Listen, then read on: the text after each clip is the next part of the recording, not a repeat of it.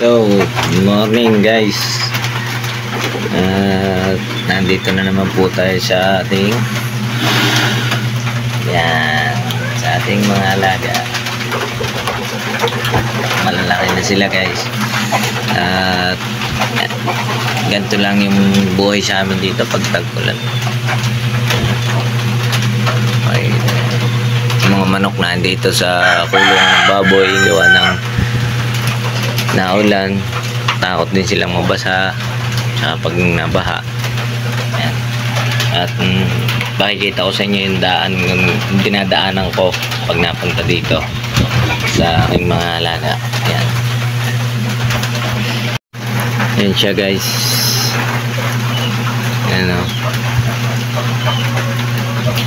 Ayan. Papunta doon sa amin. Ayan yun ang bahay namin. So yan ang bahay namin. Diyan ako dumadaan. Lalim kasi ng putik niyan wala, hindi tayo pwedeng mag wheelchair dyan, gawa ng lulubog lang yung gulong ng ating wheelchair kaya naglalakad na lang tayo kahit gapang-gapang tayo dyan, patalon-talon tayo dyan.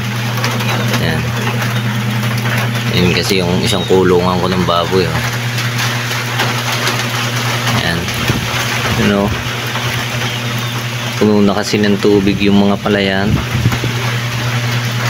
Dito yan. Yan. Tapos pupunta ka dito. Ayan. Tcharan. Ayan.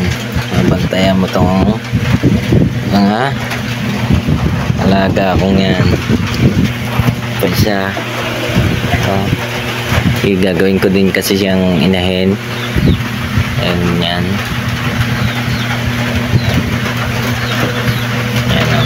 Tulog na tulog sila. Katapos lang kasi nilang dumedi. So yun guys,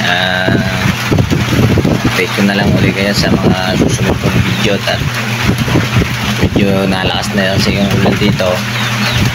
Lalagyan ko lang ng sangga yung mga alaga akong baboy para hindi sila mapiyasa ng ulan. So guys, thank you. Love you.